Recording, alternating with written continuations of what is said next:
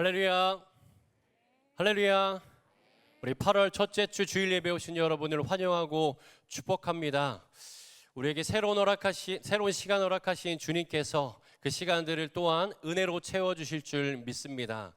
우리 그 믿음으로 함께 모두 자리에서 일어나셔서 우리 예배를 받으실 우리 주님을 향한 우리 신앙을 우리 사도신경으로 고백하도록 하겠습니다. 우리를 사랑하시는 성부 하나님을 믿습니까? 나는 전능하신 하나님 아버지, 천지를 창조하신 창조주를 믿습니다. 우리를 위하시는 성자 예수님을 믿습니까? 나는 그의 유일하신 아들, 우리 주 예수 그리스도를 믿습니다. 예수님께서 우리 구원을 위해 하신 일을 믿습니까? 그는 성령으로 잉태되어 동정녀 마리아에게 나시고 본디오 빌라도에게 고난을 받아 십자가에 못 박혀 죽으시고 장사한 지 사흘 만에 죽은 자 가운데서 다시 살아나셨음을 믿습니다. 예수님께서 세상에 다시 오실 것을 믿습니까? 하늘에 오르시어 전능하신 하나님 우편에 앉아 계시다가 거기로부터 살아있는 자와 죽은 자를 심판하러 오실 것을 믿습니다. 우리를 도우시는 성령 하나님의 권능을 믿습니까? 나는 성령을 믿으며 거룩한 교회와 성도의 죄와 죄를 용서받는 것과 몸의 부활과 영원히 사는 것을 믿습니다. 아멘. 이 시간 그 주님의 임재를 사모하며 함께 찬양하겠습니다.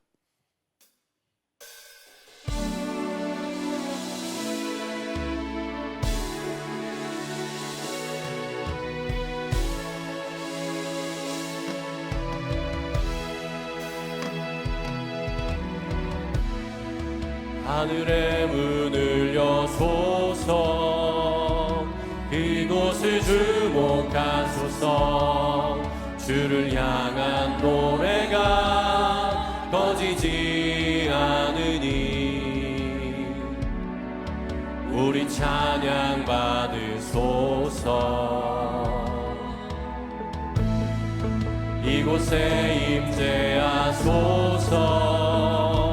주님을 기다립니다. 기도의 향기가 하늘에 닿으니 주여 응답하여 주소서. 이곳에 오셔서 우리를 받으소서.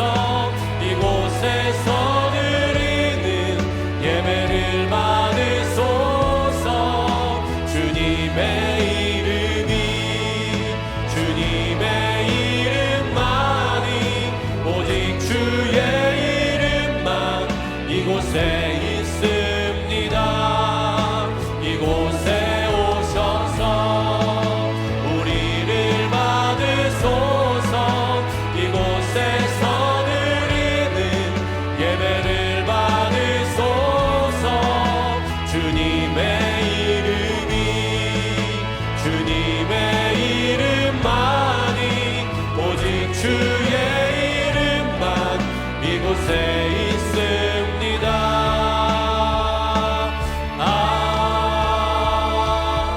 아멘. 이 시간 모두 자리에 앉으셔서 함께 기도하실 때에 우리를 대표하여 이용만 피탱한수 이사님께서 기도해 주시겠습니다. 온 세상을 다스리시는 사랑의 하나님 아버지, 무더운 날씨 가운데서도 저희를 지켜주시고 은혜의 자리에 나오게 하시니 감사합니다. 소망 없이 죽을 수밖에 없었던 저희들을 하나님의 자녀 삼아 주시고 하나님을 예배하며 찬양하게 하시니 감사합니다. 하나님의 크신 사랑과 은혜를 맛보았지만 때때로 저희들의 마음이 강팍해짐을 고백합니다. 자신의 욕심대로 살면서 하나님의 경고의 메시지에 반응하지 않고 교만하게 행동했던 죄를 용서해 주시고 돈과 명예와 권력을 더 사랑했던 죄를 용서해 주세요. 힘들고 어려운 일들이 끊임없이 발생하며 저희를 지치고 넘어지게 합니다. 고난과 아픔 속에서도 저희들을 단련시켜 주시고 정금같이 만들어 가실 줄 믿습니다. 모든 것이 협력해서 가장 선한 것으로 인도해 주실 줄 굳게 믿고 어떤 상황 속에서도 잘 버티고 견디고 살아낼 수 있도록 도와주세요. 대한민국을 하나님 안에서 든든히 세워 주옵소서. 나라를 이끄시는 모든 분들에게 은혜를 부어주시고 맡겨진 사명을 잘 감당하도록 힘을 부어주세요. 영적인 회복과 경제적인 회복, 도덕적인 회복이 잘 이루어지게 해주시고 많은 민족에게 복음을 증거하는 일을 잘 감당해내고 믿음의 후손들이 새롭게 부흥하는 나라가 되게 해주세요. 스위치라는 주제로 2025년 여름 주일학교 캠프를 인도해 주셔서 감사합니다. 많은 분들의 수고와 헌신을 통해 주일학교 자녀들이 예수님 안에서 조금씩 성장하게 하시니 감사합니다. 하나님을 기쁘시게 하는 귀한 삶을 살아낼 수 있도록 인도해 주세요. 이제 곧 다가올 고등부 캠프와 청년부 캠프의 은혜를 부어주시고 몽골 단기 선교를 통해 하나님의 역사하심을 보게 해주세요. 오늘 말씀 전해주시는 이민웅 목사님께 성령님으로 충만케 해주시고 좋은 밭으로 말씀이 떨어져 귀한 열매를 맺게 해주세요. 예배를 준비하시는 모든 손길을 기억해 주세요. 저희의 소망이 되시는 예수님 이름으로 기도드립니다.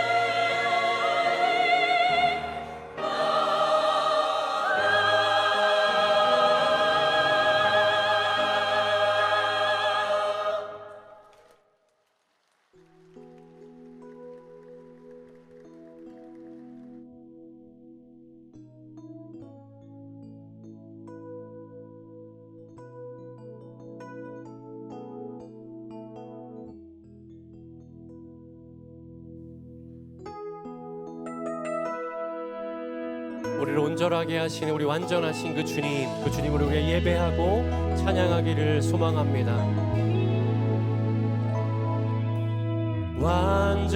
완전하신 나의 주, 의의 길로 나 인도하소서. 행하신 모든 일 주님의 영광 다 경배한, 우리 다시 한 번 더 찬양합니다. 완전하신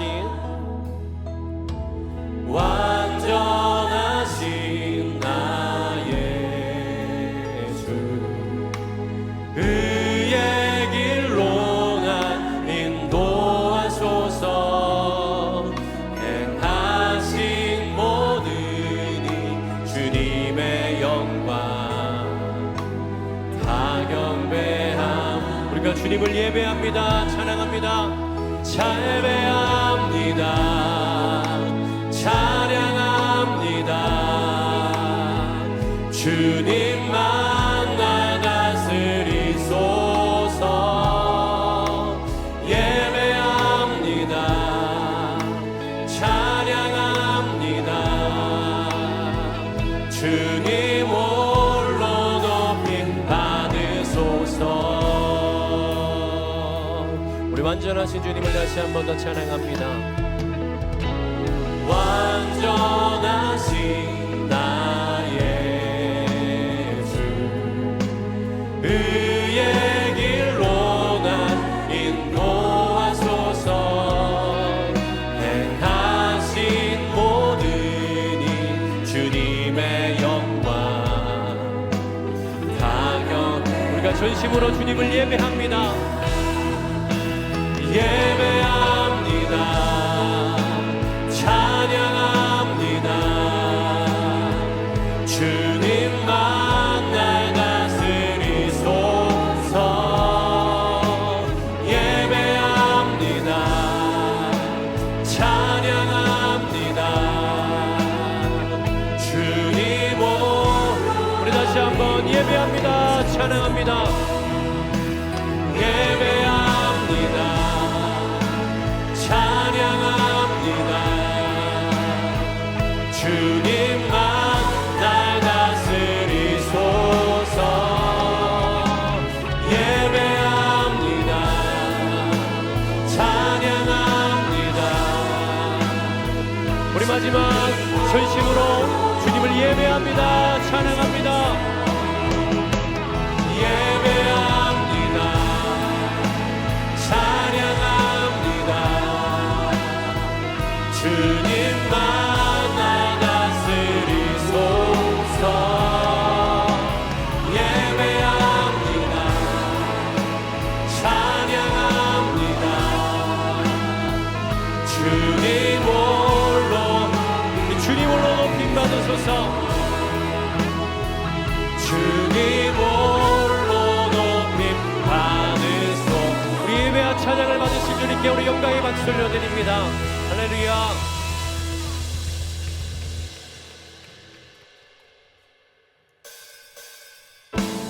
우리 주님께서 말씀하신 그 약속의 말씀 위에서 우리 믿음으로 굳게 서기를 간절히 소망합니다. 우리 그 소망하십니까? 우리 그 소망 담아서 함께 우리 믿음으로 찬양합니다. 주님이 약속하신, 주님 약속하신 말씀 위에서 영원토록 주를 찬송하리라. 소리 높여 주께 영광 돌리며 약속 믿고. 우리 다시 한 번 더. 주님 약속하신 말씀 위에서 영원토록 주를 찬송하리라. 소리 높여 주께 영광 돌리며 약속 믿고 굳게 서리. 아멘. 굳게 서리. 굳게 서리. 영원하신 말씀 위에 굳게 서리. 굳게 서리. 그 말씀 위에 굳게 서리라. 우리 2절로 찬양합니다. 주님이 약속하신, 주님 주님 약속하신 말씀 위에서 세상 영녀에게 엄습할 때에 말씀으로 힘써 싸워 이기며 우리 3절로 다시 한번 찬양합니다. 주님 약속하신 말씀 위에서 영원하신 주의 성령으로 힘써 싸워 이기며 성령으로 힘써 싸워 약속 믿고 굳게 서리라 약속 믿고 굳게 서리라 굳게 서리 영원하신 말씀 위에 굳게 서리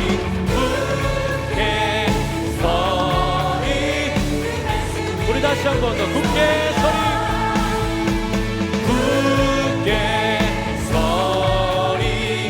영원하신 말씀 위에 굳게 서리 그 말씀 위에 굳게 서리라. 네.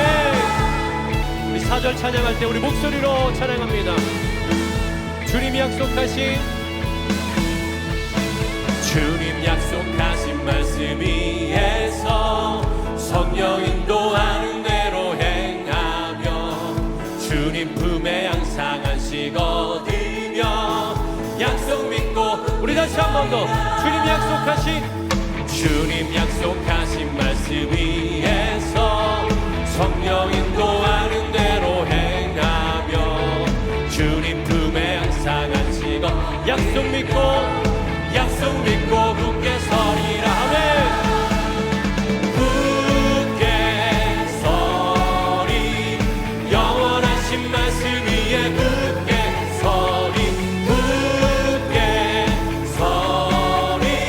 그 말씀 우리 한 번 더 굳게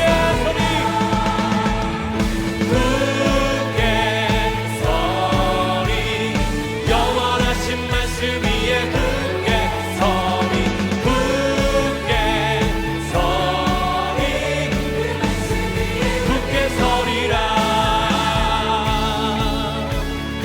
약속하신 그 말씀 위에 우리가 굳게 설 때에 주님께서 우리를 인도하시고 붙드실 것이라 믿습니다. 우리 믿는 그분에게 우리 가운데 역사하실 그분에게 우리 영광의 박수 올려드리도록 하겠습니다. 할렐루야.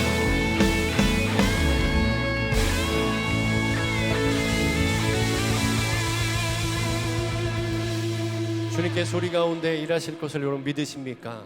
우리 붙드심을 믿으십니까? 우리가 그 믿음으로 살아가다가도 때로는 우리가 보이지 않고 또 들리지 않는 상황 속에서 우리 낙심하고 또 두려울 때가 있죠. 그때 우리에게 필요한 것은 주님의 약속의 말씀을 다시 한번 붙잡는 것, 선하신 하나님을 바라보는 것임을 믿습니다. 우리가 그 믿음 가지고 주님 앞에 고백하며 마지막 찬양 주님께 올려드리도록 하겠습니다.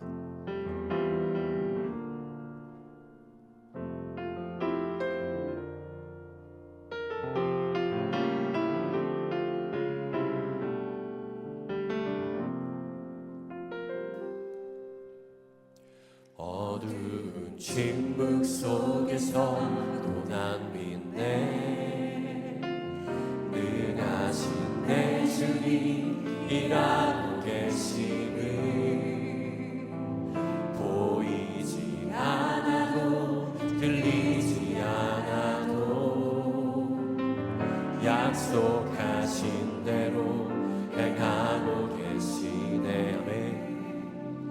하지만 그리하리야 저도 믿네 선하신 내 주님 나 살아가심을 나 바란 그대로 이루어지지 않아도 기쁘신 그대로 예비해 두셨네. 믿음에 믿음을 더하여 주님의 크신 손 붙들리 나누릴 고백을 주 사랑합니다. 마침내 주 얼굴 볼 때에 그 품에 가득 남기니 나누릴 고백을 주 사랑합니다.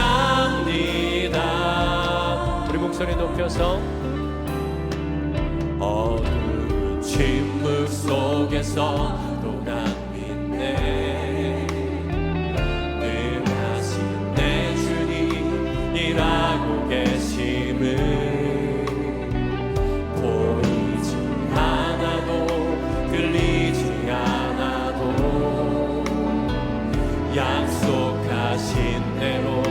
행하고 계시. 하지만 그리 아니하셔도 나는 믿습니다. 하지만 그리 아니하셔도 내 선하신 내 주님 나 사랑하심을 나가는 그대로 이뤄지지 않아도 주님의 뜻대로 예비의 우리 믿음을 더하여 믿음을 더하여 주님의 크신 손 붙들리 나를 고백을 주 사랑합니다. 마침내 주 얼굴 볼 때에 그 품에 가는 난 일이 나를 고백을 우리 마지막으로 다시 한번 더 믿음을 더하여 주님의 크신 손 붙들리 나를 고백을 주 사랑합니다. 마침내 주 얼굴 볼 때에 그 품에 가는 난 일이 나를 고백을 주 사랑합니다.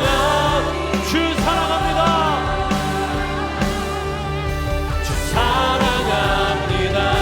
주님이 주님 되시기에 주님이 주님 되시 나는 두렵지 않습니다. 나는 두렵지 않습니다.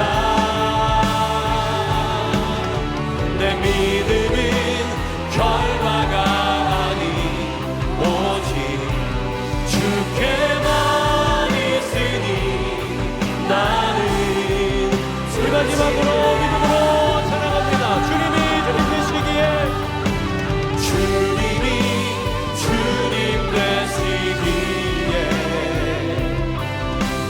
나는 두렵지 않습니다. 내 믿음은 결과가 아닌 오직 주께만 있으니 나는 우리 시간 예배를 위해서 함께 기도합니다. 주님이 주님 되시기에 나는 두렵지 않습니다. 내 믿음은 결과가 아닌 오직 주께만 있으니 나는 주 신뢰합니다.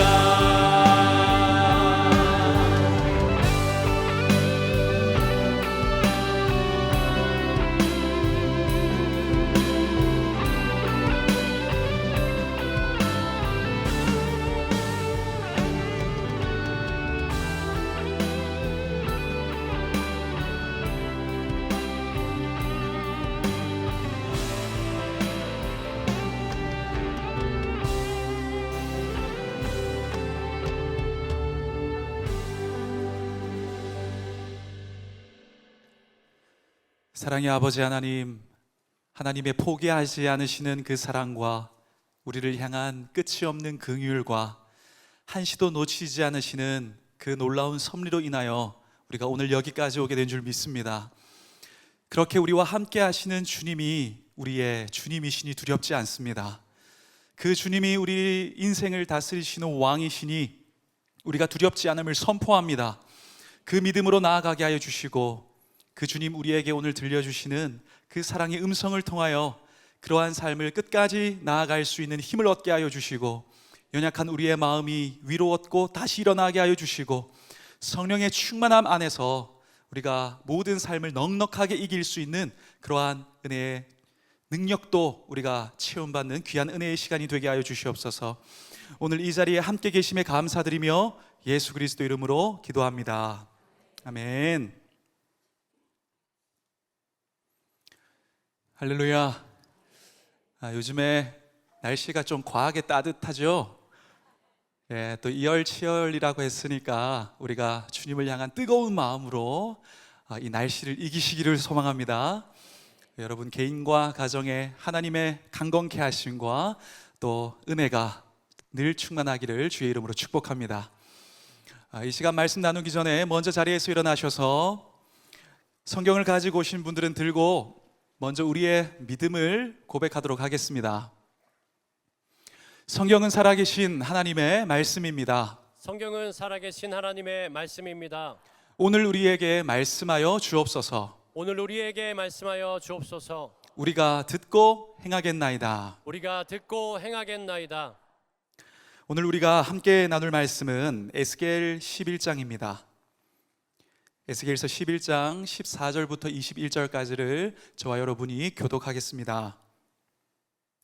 여호와의 말씀이 내게 임하여 이르시되 인자야, 예루살렘 주민이 내 형제 곧 내 형제와 친척과 온 이스라엘 족속을 향하여 이르기를 너희는 여호와에게서 멀리 떠나라. 이 땅은 우리에게 주어 기업이 되게 하신 것이라 하였나니 그런즉 너는 말하기를 주 여호와의 말씀에 내가 비록 그들을 멀리 이방인 가운데로 쫓아내어 여러 나라에 흩었으나 그들이 도달할 나라들에서 내가 잠깐 그들에게 성소가 되리라 하셨다 하고 너는 또 말하기를 주 여호와의 말씀에 내가 너희를 만민 가운데서 모으며 너희를 흩은 여러 나라 가운데서 모아내고 이스라엘 땅을 너희에게 주리라 하셨다 하라.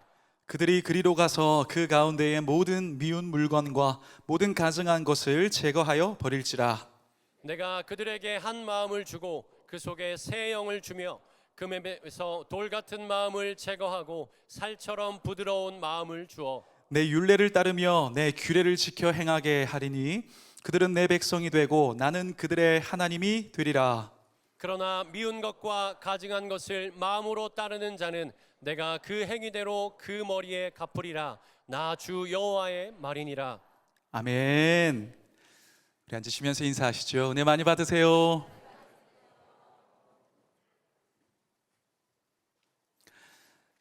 얼마 전에 한 남자 집사님에게 이야기를 들었는데요. 그 집사님께서 그 A라는 다른 남자 집사님에게 되게 서운했대요. 왜 그러냐고 물어보니까 너무 긴급한 일이 있어가지고 이렇게 부탁을 정말 간곡하게 했는데 그 A 남자 집사님의 반응이 없더라는 거예요. 그래서 막 속상한 마음을 부여잡고 막 그렇게 그 일들을 해나갔는데 이후에 그 일은 너무나 감사하게도 잘 해결이 되었는데 그분에 대한 이 서운한 마음이 사라지질 않더래요.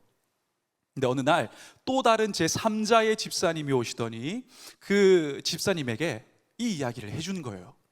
아니 그때 그 A 집사님이 얼마나 애를 썼는지 그때 막 관공서에 전화하고 사실 막 나에게도 연락 오고 여러 사람들에게 연락하고 목장 모임할 때 기도 제목까지 내놨다고 그 이야기를 하신 걸 그 집사님이 들은 거예요.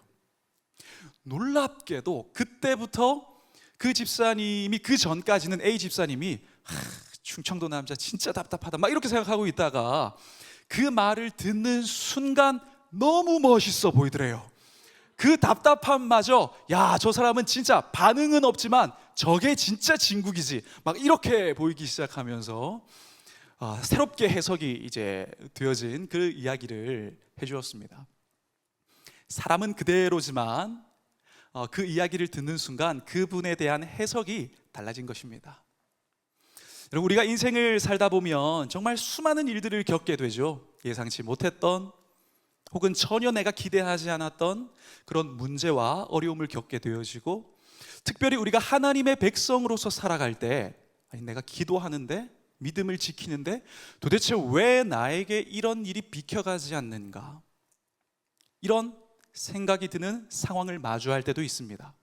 그때 우리는 낙심하기도 하는데 그때가 바로 우리가 가장 바르게 해석을 해야 할 때입니다. 우리가 인생을 살면서 어떤 기준과 관점으로 내 인생과 존재를 그 상황을 해석하느냐 이건 굉장히 중요한 문제입니다. 근데 오늘 성경의 본문을 보면 그때 이 바벨론을 통하여 겪게 된 고난, 지금 이 유다 백성들이 바벨론으로 인하여 받게 된 이 심판의 이 상황을 전혀 엉뚱하게 해석하고 있는 이 유대인 백성들이 오늘 본문에 등장합니다. 오늘 본문의 15절을 보니까 이렇게 기록되어 있죠. 인자야, 예루살렘 주민이 내 형제 곧 내 형제와 친척과 온 이스라엘 족속을 향하여 이르기를 너희는 여호와에게서 멀리 떠나라. 이 땅은 우리에게 주어 기업이 되게 하신 것이라 하였나니. 여러분, 당시에 이 유다는 그 당시 중동 지역의 패권을 쥐고 있던 바벨론에 의하여 2차 침공까지를 받은 상태였습니다. 그러니까 한 번 두들겨 맞고 두 번 침공을 당하면서 이미 유다는 왕족들, 귀족들, 기술자들, 지혜자들, 싸울 수 있는 용사들, 이들이 다 포로로 끌려간 상태였어요. 그리고 유다의 본토는 아직 끌려가지 않은 그 나머지 사람들이 겨우 그 나라의 명맥을 유지하면서 그렇게 나라를 운영하고 지켜가고 있었습니다. 그런데 바로 그때 아직 끌려가지 않았던 이 유대 백성들의 속마음이 무엇이었냐면, 아유, 우리 백성이 저렇게 끌려갔다, 이게 아니라, 야, 이제 다 끌려갔으니까 이 큰 땅은 다 우리 거다, 이런 위기가 진짜 기회지, 이게 그들의 속마음이었다는 거예요. 그렇게 상황을 해석하니까 전혀 하나님께서 그들에게 주신 그 고난의 심판의 목적과 의미를 깨닫지 못하고 그렇게 엉뚱하게 해석하니까 그들은 결국 돌이키지 못하고 3차 침공이 임했을 때에 그냥 완전히 망하고 맙니다. 그런데 여러분, 우리의 인생에도 이렇게 해석을 잘 해야 할 때가 찾아온다는 거죠. 여러분, 우리의 인생에도 그때 당시에 침공했던 그 바벨론처럼 우리의 삶에도 거대한 바벨론이 우리 인생의 평안의 경계를 넘어올 때가 있습니다. 그 문제와 그 상황과 환경이 완전히 황폐하게 만들어진 내 상황, 지금 나의 그 환경을 보면서 우리는 마음이 답답하고 염려가 될 때도 있습니다. 그러나 내가 하나님의 백성인데 왜 나에게 이런 일이 생겼지? 도저히 내가 교회 다니면서 믿음 지키는 사람으로서 그 상황의 원인과 이 과정을 읽어낼 수가 없을 때, 믿음으로 읽어낼 수가 없을 때, 우리가 기억할 것은 바로 그때가 가장 중요한 것이 원인을 정확하게 분석하고 진단하고 해석해야 할 그때가 바로 그 지점, 그 좌표 가운데 있을 때에 우리가 해석을 잘해야 된다는 것입니다. 여러분, 세상의 관점과 상식을 기준으로 나의 존재와 인생을 해석하지 마시길 바랍니다. 세상의 상식, 사람들의 하는 말, 지금 내가 가지고 있었던 그 경험부터 시작된 이 관점으로는 이미 왜곡된 기준이기 때문에 지금 나의 그 상황을 통하여 하고자 하시는 하나님의 숨은 뜻, 그 상황 가운데 숨어있는 숨겨진 진실을 알 수가 없습니다. 여러분, 우리는 말씀으로 해석하고 성령의 은혜 안에서 분별하며 복음의 빛 아래에서 우리의 존재와 인생과 상황을 읽어내고 해석하면서 살아가야 합니다. 여러분, 하나님의 손에 붙들린 하나님의 백성들에게는 고단한 오늘 본문의 위기와 같은 그런 과정의 의미를 발견하게 되어지는 그러한 은혜의 때가 반드시 오게 될 줄 믿습니다. 그러니 여러분, 지금 좀 불편한 지점, 인생의 그 지점을 지나고 있다고 할지라도 우리가 끝까지 올바른 해석의 기준을 가지고 믿음의 그 굳게 선 우리의 모습이 하나님께 자랑이 되고 하나님 보실 때 기쁨이 되는 그런 우리의 인생이 되기를 축원합니다. 그래서 오늘은 두 가지를 나누려고 합니다. 이 당시의 이스라엘 상황과 같은 그 위기와 고난이 왔을 때에 우리는 어떠한 믿음의 기준을 가지고 해석하며 살아가야 할 것인가? 그 첫 번째 나누기를 원하는 것은 보이는 문제에 붙잡히지 말라는 것입니다. 보이는 문제에 붙잡히지 말라. 우리 16절 말씀을 같이 한번 읽어보겠습니다. 그런즉 너는 말하기를 주 여호와의 말씀에 내가 비록 그들을 멀리 이방인 가운데로 쫓아내어 여러 나라에 흩었으나 그들이 도달한 나라들에서 내가 잠깐 그들에게 성소가 되리라 하셨다 하고. 오늘 우리가 읽고 있는 이 본문 11장은 8장부터 시작된 에스겔이 보게 된 환상, 이 환상의 끝자락에 있었던 이야기입니다. 당시 에스겔은 바벨론에 있었는데 거의 약 1600m 정도, 킬로미터 정도 떨어진 그 예루살렘의 실상을 하나님께서는 환상 가운데 보여주셨고, 그리고 에스겔이 보았던 그 예루살렘의 중심인 성전의 그 상황은 완전히 너무 처참했습니다. 에스겔에 보니까 예루살렘은 온통이 우상청지였습니다. 그리고 그 예루살렘의 중심이었던 성전도 완전히 우상천지에 그들에게 절하는 사람들로 가득 차 있었습니다. 그런 상황들로 인하여 하나님의 임재는 그 지성소에서 문지방으로, 문지방에서 바깥들로, 바깥들에서 우리 좀 이따 보면 그 갈무란산으로, 하나님의 임재도 성전에 머물지 않고 떠나가고 계셨어요. 더 이상 그 성전에 머물지 않겠다는 하나님의 의지를 보여주신 겁니다. 근데 바로 그때에 그런 상황 속에서 하나님께서 에스겔에게 뭐라고 말씀하시냐면, 내가 지금은 비록 나의 백성을 바벨론으로, 이방으로, 북이스라엘도 그때 망했었잖아요. 다 이방으로 뿔뿔이 흩었지만 내가 그들이 있는 곳에서 그들에게 성소가 되어줄 것이다. 다시 말해서 이제는 내가 이 성전에 거하지 않고 내가 찾아가서 그들에게 임재 안에 거하는 성소가 되어줄 거야, 이렇게 말씀하신 거예요. 여러분, 이건 너무 충격적인 이야기였습니다. 왜냐하면 여러분, 유대인들에게는요, 세상이 뭐 중심으로 돌아가냐면 예루살렘, 그 안에 성전, 그거 중심으로 지금 세상이 돌아가고 있는 거예요. 근데 하나님께서 그 성전을 떠나시고 예루살렘의 성벽을 넘어 그들을 찾아간다고 하시니까 이 이스라엘 백성들의 운명은 마치 이 중심의 축이 빠져버린 팽이처럼 이미 붕괴가 예정된 것이었어요. 여기서 우리는 떠나시는 하나님의 이 모습을 보면서 한 가지를 깨닫게 되어집니다. 하나님은, 영광 그 자체이신 하나님은 사람들에게 인정받는 영광에 집착하지 않는다는 거예요. 여러분, 그래서 하나님께서는 과거의 이스라엘 백성들이 광야를 지날 때에도 애굽의 화려한 신전에 계시지 않고 그 광야 한가운데 텐트 안에서 그들과 함께 하셨습니다. 그런데도 당시의 이스라엘 백성들은 이렇게 생각했습니다. 야, 이 정도 화려한 성전은 돼야 하나님께서 이곳에 임재하여 계시지. 그러니까 떠나신다니까 이게 이해가 되지 않는 거죠.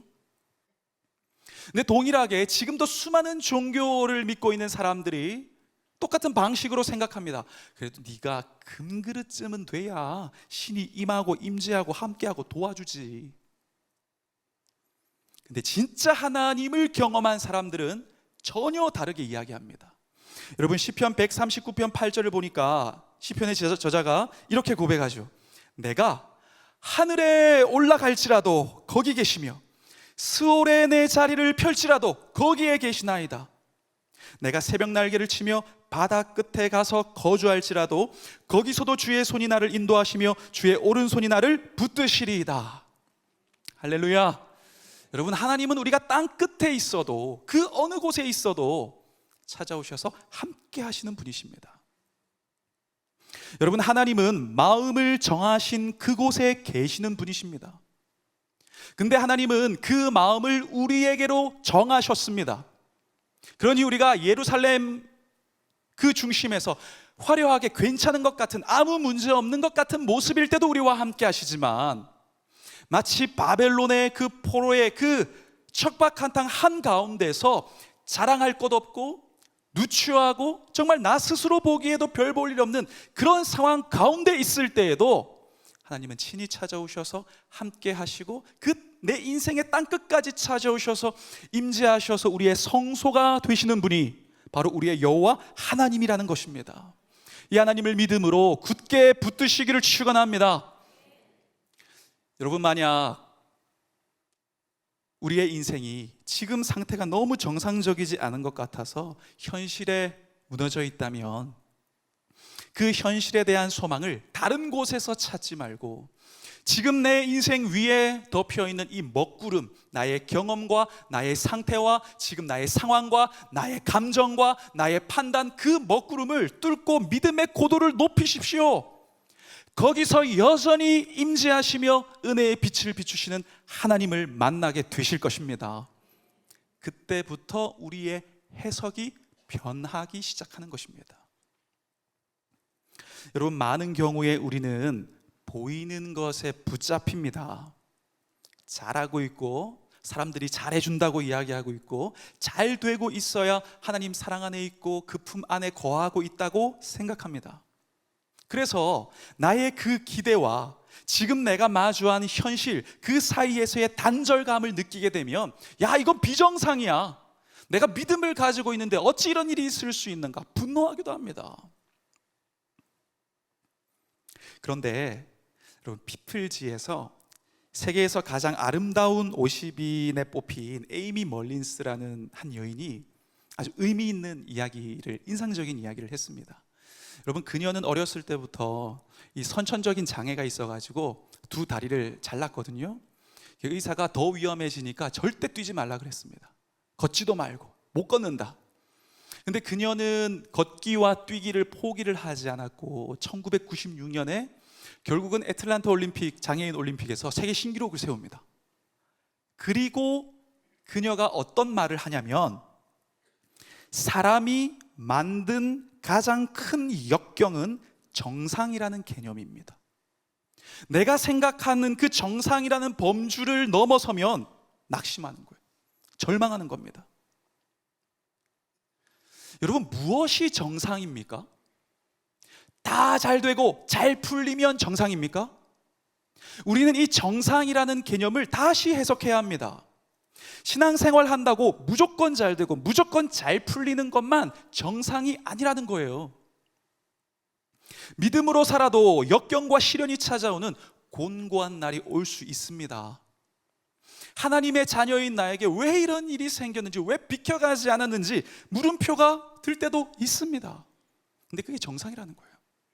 우리의 인생을 살아갈 때에 그런 날도 찾아오는 것이 정상입니다. 우리는 늘 가벼운 발걸음을 원하죠. 근데 하나님께서는 때로는 내가 걸어내기도 힘든 무거운 무게의 돌을 안고 인생의 물결을 건너가라 말씀하실 때도 있습니다. 그러나 하나님께서 보실 때에 내가 그 무거운 짐을 지고 그 돌을 가지고 인생의 물살을 지나야 세상의 그 조류에 쓸려가지 않겠다고 판단하시면, 우리를 사랑하시기 때문에 그 무거운 짐도 사랑하셔서 허락하시는 거예요. 여러분, 그래서 때로는 나단 선지자의 이야기를 빌리자면 하나님께서는 사람 막대기와 인생 채찍을 드시기도 하시고 광야로 보내실 때도 있습니다. 왜냐하면 하나님의 자녀인 우리를 그냥 이대로 끝내게 할 수 없기 때문입니다. 이스라엘 백성들도 그래서 바벨론이라는 채찍을 드신 것입니다. 그러나 그 속에 숨겨진 하나님의 이 의도를 예레미야 애가서에 보면 이렇게 기록하고 있습니다. 주께서 인생으로 고생하게 하시며 근심하게 하심은 본심이 아니시로다.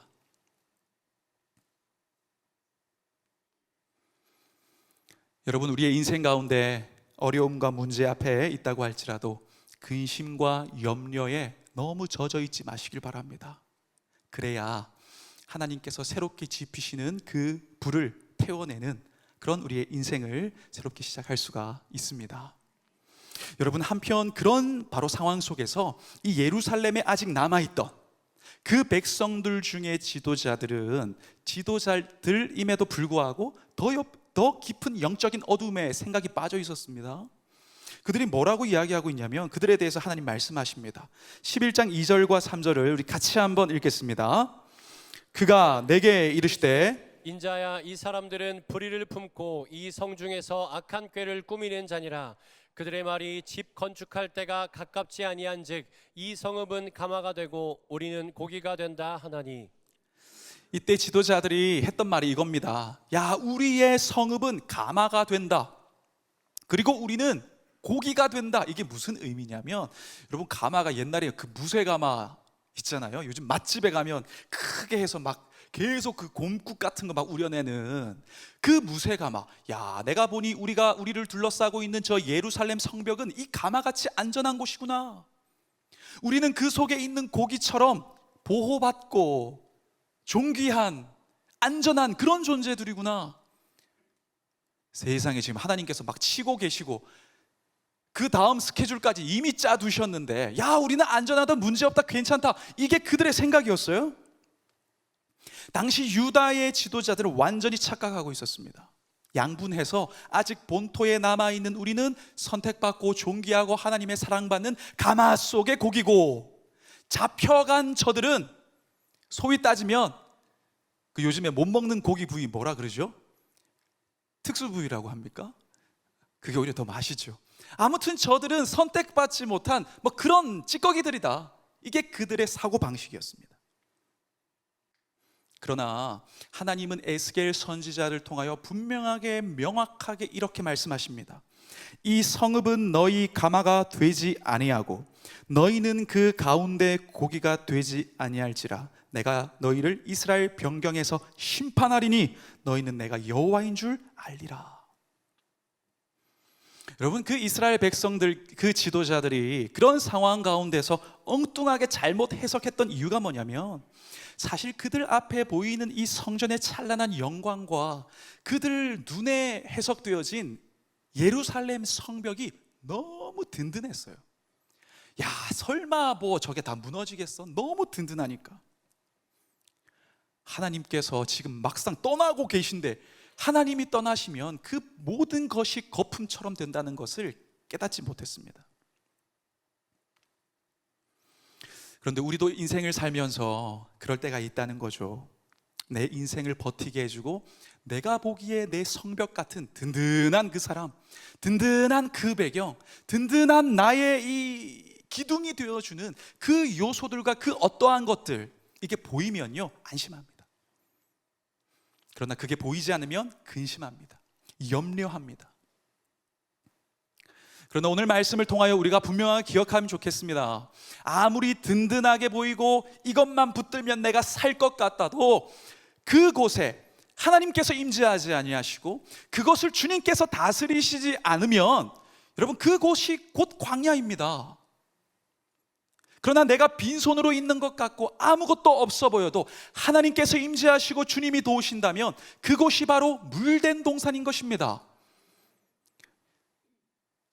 유다의 지도자들은 이러한 사실을 망각한 무지로 인하여 계속해서 괜찮다고 이야기하고 있었습니다. 여러분, 오늘 이 말씀을 통하여 우리가 생각해 보면 좋겠습니다.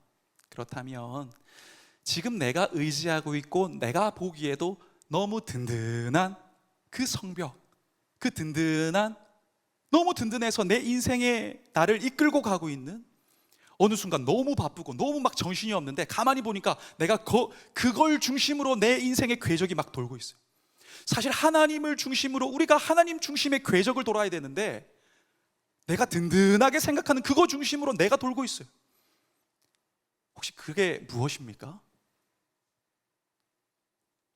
여러분, 분명한 것은 하나님보다 더 우리의 중심을 차지하고 있는 그것이 물질이든 인맥이든 지위든 능력이든 그것은 언젠가는 끊어질 수밖에 없는 이미 썩어져 있는 동아줄과 다름이 없다는 것입니다. 그걸 인생에서 경험한, 야, 사람도 등에 칼 꽂는구나, 그 상황도 다 의지할 것 없구나, 수많은 사례들을 통하여 그것을 깨달았던 다윗은 시편에서 이렇게 고백합니다. 어떤 이는 전차를 의지하고 어떤 이는 말을 믿으나 우리는 여호와 우리 하나님의 이름을 믿노라. 그들은 엎드러지고 쓰러지겠으나 우리는 일어나서 굳건히 서리라. 여러분, 다른 거 붙잡지 마시고 여호와의 이름을 붙잡으시길 바랍니다. 그 약속을 붙잡으시길 바랍니다. 우리를 포기하지 않는 하나님만 신뢰하시기를 축원합니다.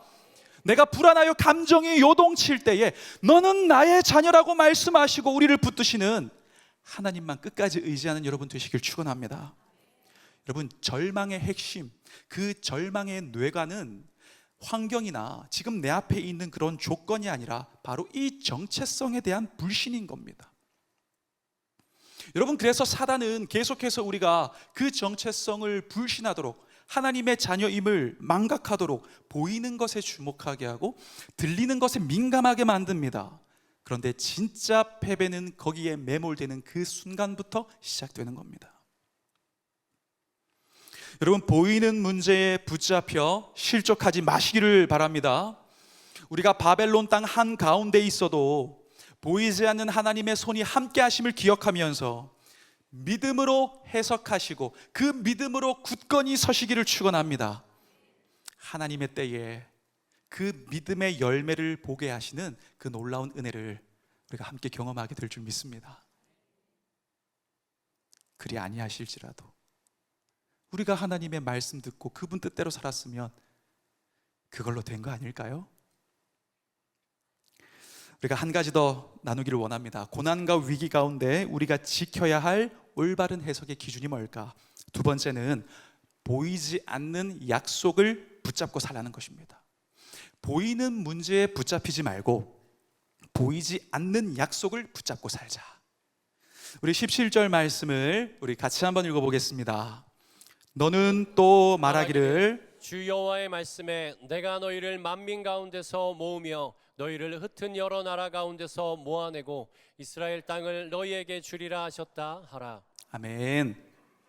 하나님께서는 지금 에스겔에게 유다의 미래에 대하여 예언하시고 말씀하신 다음에 이 유다의 미래를 백성들에게 가서 알려라 이렇게 말씀하셨어요.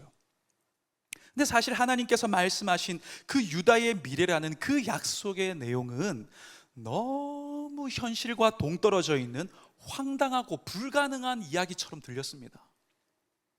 하나님 뭐라고 말씀하셨습니까? 내가 그들을 지금 다 뿔뿔이 흩어져 있는데 내가 다 모을 거야.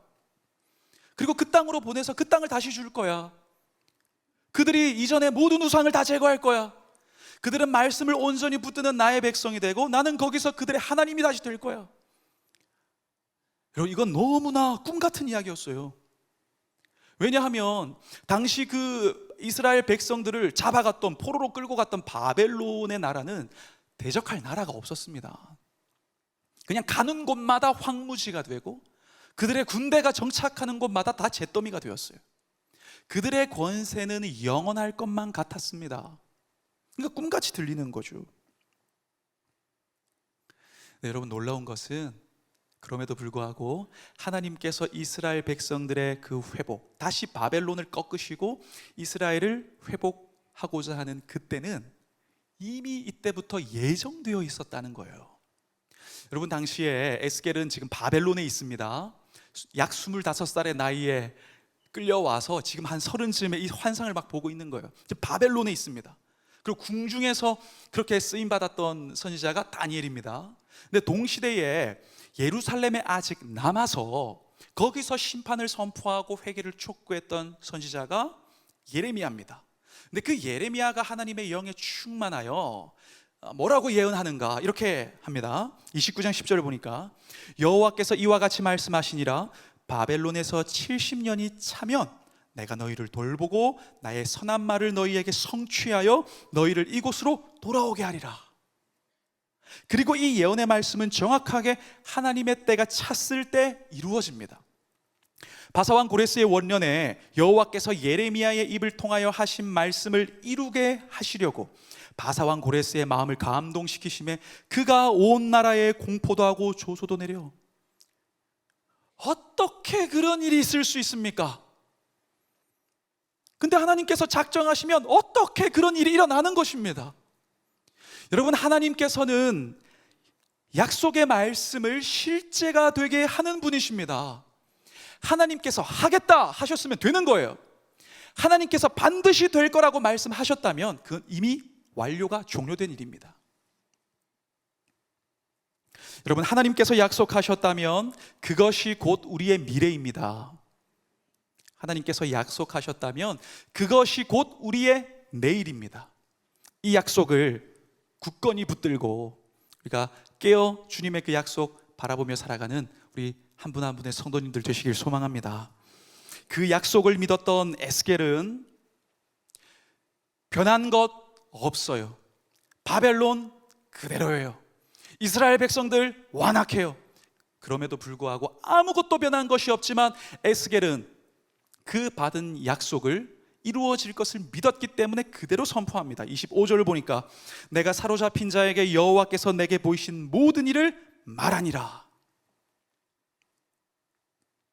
여러분, 삶의 변화가 없어도, 아무것도 변하지 않아도, 내 인생 바벨론이 그대로 버티고 서 있어도, 듣든지 아니 듣든지 전했던 에스겔처럼 여러분, 변하든지 변하지 아니하든지 그 약속 붙드는 여러분 되시길 축원합니다.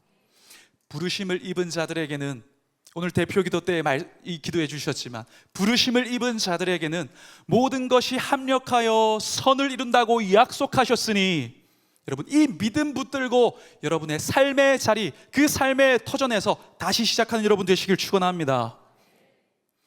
여러분, 특별히 우리는 그 약속을 믿고 부르신 사명의 삶을 살아가는 그 삶을 계속 이어가야 합니다.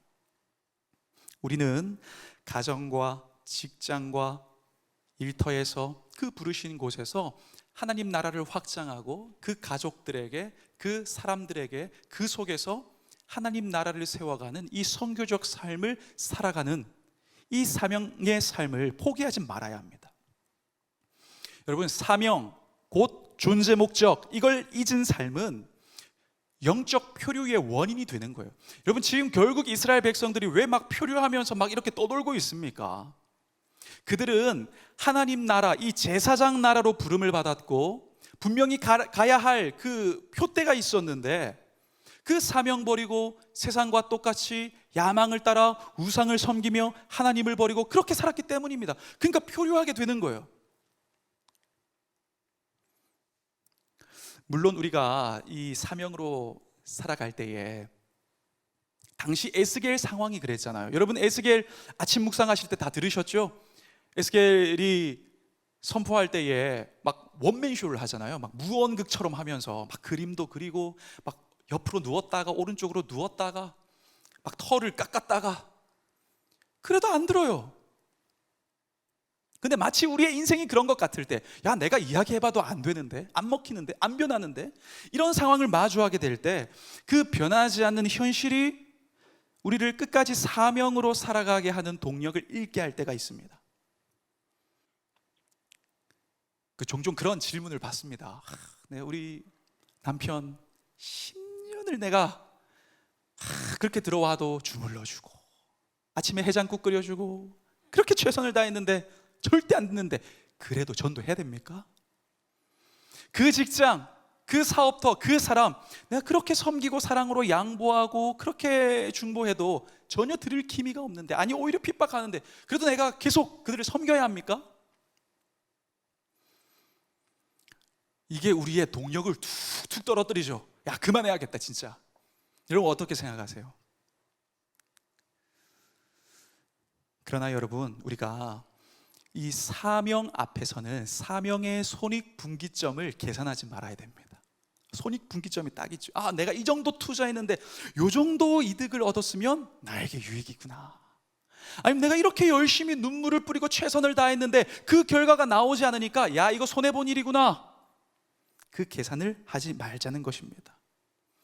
여러분, 우리의 지금의 노력과 흘린 땀과 헌신과 결과가 마치 본전도 찾지 못하는 만년 적자처럼 보인다고 할지라도 우리는 그것을 실패로 해석하지 말아야 됩니다. 왜냐하면 우리의 순종의 유익과 그 가치는 오직 하나님만이 판단하시기 때문입니다. 여러분 아시죠? 요나가 그냥 지나가면서 야, 너네 니느웨 망할 거야 그랬는데 완전 대부흥 일어났잖아요. 그럴 수도 있어요. 근데 사도 바울도 아시죠? 목숨 걸고 전도했는데 오히려 막 핍박받았잖아요. 그러니까 지금 눈에 보이는 그것으로 우리가 지금 잘 됐다, 가치 있다 없다를 판단할 수가 없다는 것입니다. 여러분, 지금 그러나 분명한 것은 내가 그곳에 있는 것은 내가 그곳에 있어야 되기 때문입니다. 내가 그들과 있는 것은 내가 그들과 지금 있어야 되기 때문입니다. 그곳에서 그들 가운데 하고자 하시는 하나님의 목적과 계획이 있기 때문에 우리는 거기에 존재하고 있는 것입니다.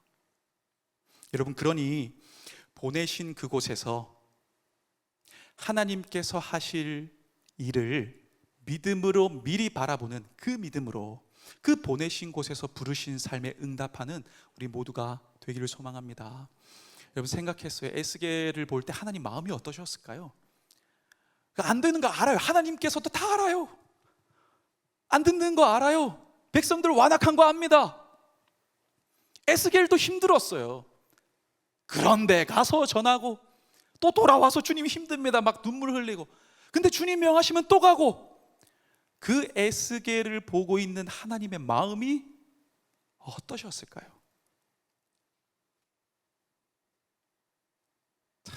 찡하시지 않았을까? 우리가 그렇게 되었으면 좋겠습니다. 여러분, 제임스 패커라는 신학자가 아직 소망이 있다라는 책에서 이렇게 이야기를 했어요. 모든 그리스도인은 소망을 품는 행복한 사람이 되라는 부름을 받았습니다. 이 소망은 낙관주의와는 분명히 구분됩니다. 그리스도인의 소망은 하나님의 약속이 실현될 것을 미리 내다보는 믿음입니다. 하나님의 약속이 실현될 것을 미리 내다보는 이 우리의 관점을 하나님은 망상이라고 읽어내지 않으시고 믿음이라고 인정해 주십니다. 그 믿음의 관점으로 승리하시길 축원합니다. 우리가 이 믿음으로 가장 현실적인 곳에서 가장 영적으로 살아갔으면 좋겠습니다. 가장 답답하고 답이 없는 그곳에서 가장 신앙적으로 해석하며 살았으면 좋겠습니다. 그때에 포기하지 않을 때 그 약속이 간증이 된다는 것이, 그 약속이 실제가 된다는 것이 도대체 무슨 의미인지를 우리가 그때 깨닫게 될 줄 믿습니다. 말씀을 마무리하려고 하는데요, 아마 우리 성도님들 중에도 바둑 좋아하시는 분들이 계실 거예요. 바둑을 이렇게. 근데 그 바둑의 바둑판을 만드는 최고의 재료가 비자나무라고 하는데요, 이 비자나무로 바둑판을 만들 때에 바닷물에 푹 절였다가 또 선선한 이 태양빛에 또 말렸다가 이 과정을 거친다고 합니다. 그런데 이 짠 바닷물에 팍 이렇게 막 절이고 다시 그 태양에 쫙 말릴 때에 이게 쩍 갈라진다. 요 B급이래요, 나무가. 근데 그 소금물에 들어갔다가 그 절어 있는 것을 막 말리고 있는데도 갈라지지가 않았다. 요게 A급이랍니다. 근데 이 A급과 B급과 비교도 되지 않는 특급이 있대요. 요 특급이 뭐냐면 쭉 갈라졌다가 다시 붙은 나무, 요게 특급이래요. 왜냐하면 바둑 칠 때 계속 이 충격을 주니까 이 갈라지게 되는데 스스로 이게 자가 치유 능력이 있는 나무는 부르는 게 값이래요. 여러분, 오늘 하나님은 에스겔을 통하여 심판을 선포하셨습니다. 근데 그 하나님의 본심이 뭘까요?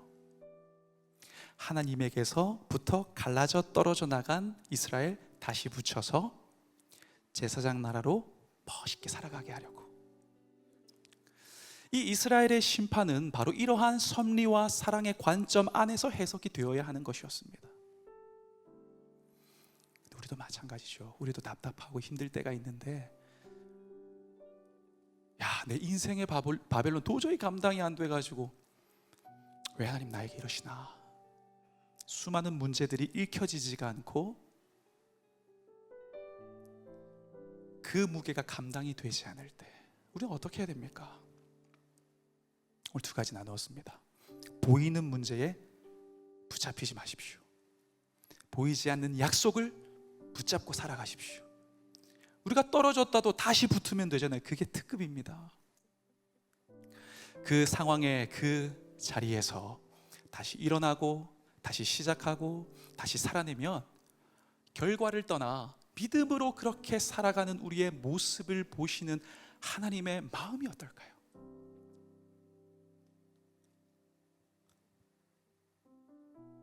찡하실 거예요.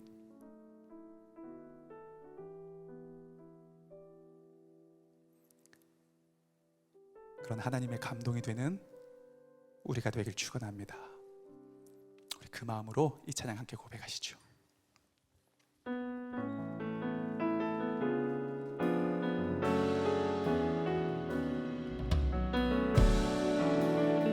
우리의 삶을 주께 맡기며 함께 고백합니다. 약속이시는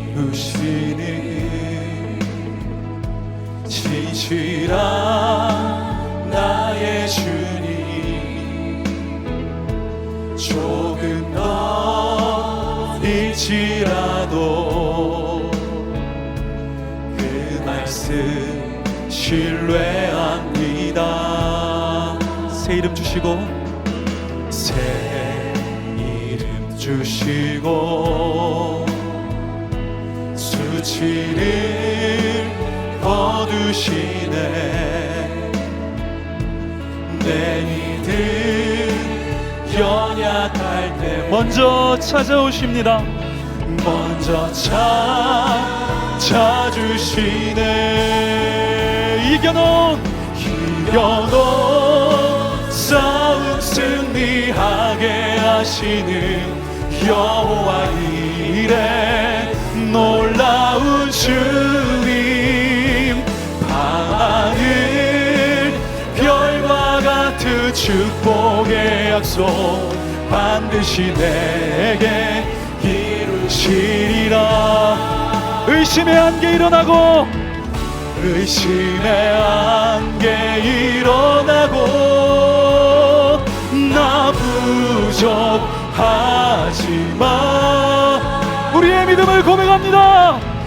믿음으로 담대히 서서 다시 한번 순종하며 주만 바라보리라. 이겨놓은 싸움 승리하게 하시는 여호와 이레 놀라운 주님, 밤하늘 별과 같은 축복의 약속. 우리의 모든 두려움과 문제를 내어놓고 우리의 마음을 선포합니다. 이겨놓은 싸움 승리하게 하시는 여호와 이레 놀라운 주님, 밤하늘 별과 같은 축복의 약속 반드시 내게 이루시리라. 반드시 내게 반드시 내게 이루시리라. 반드시 내게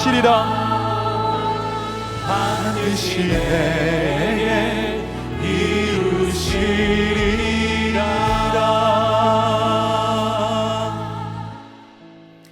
사랑의 아버지 하나님, 교회도 오고 말씀도 읽고 여러 가지 신앙생활에서 부족한 것이 없는 것 같은데, 우리의 일상은 여전히 바벨론에 있는 포로와 같이 처량하고 난감하고 두렵고 내일을 알 수 없는 그런 상황 가운데 있을 때가 너무나 많습니다.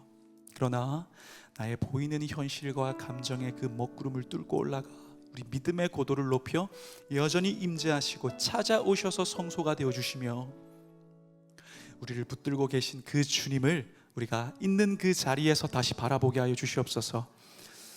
보이는 문제에 붙잡히지 않게 하시고 보이지 않는 약속을 붙잡고 살아감으로 주님 보시기에도, 두고 보시기에도 감동이 되고 찡한 하나님의 자녀,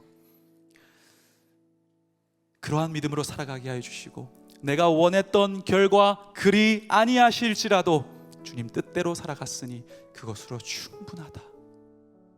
이 믿음으로 넉넉하게 우리의 삶을 살아내는 우리 꿈의 교회 성도님들이 되게 하여 주시옵소서. 그렇게 살아갈 수 있도록 도우실 주님께 감사드리며 예수 그리스도 이름으로 기도합니다. 아멘.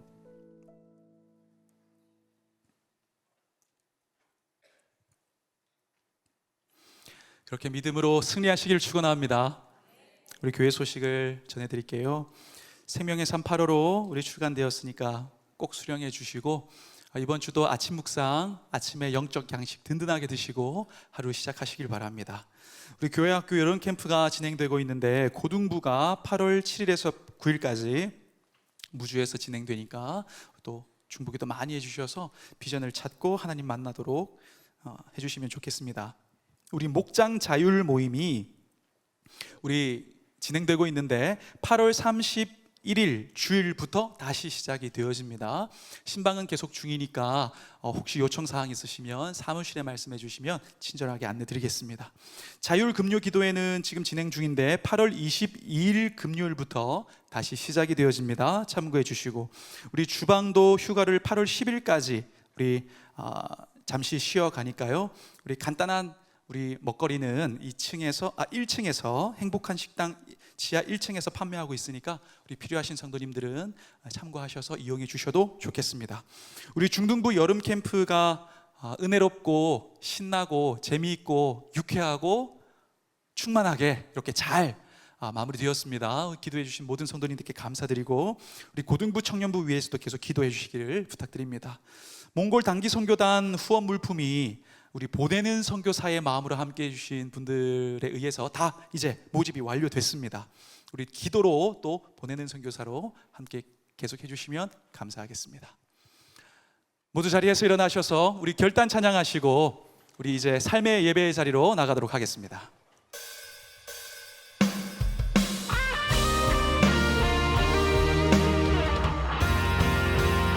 주가 일하시네, 주가 일하시네, 주께 아끼지 않는 자에게. 주가 일하시네, 주가 일하시네, 신뢰하며 얻는 자에게. 주가 일하시네, 주가 일하시네, 주께 아끼지 않는 자에게. 주가 일하시네, 주가 일하시네, 신뢰하며 걷는 자에게. 주를 의지하는 자에게. 이제는 우리 주 예수 그리스도의 은혜와 하나님 아버지의 크신 사랑과 우리 사명의 삶, 주어진 삶을 다시 일어나 걸어갈 수 있도록 힘주시는 성령님의 역사가 이제는 우리가 보이는 것에 붙잡히지 않고 보이지 않는 약속 붙들고 다시 일어나기로, 나의 가족도 우리 몸된 교회도 한국교회도 그렇게 다시 일어나기로 중보하며 다시 그 믿음으로 새로운 출발을 하기를 소망하는 모든 성도님들의 삶과 머리 위에 지금부터 영원토록 함께 하옵시기를 간절히 소망하며 축원하옵나이다. 아멘.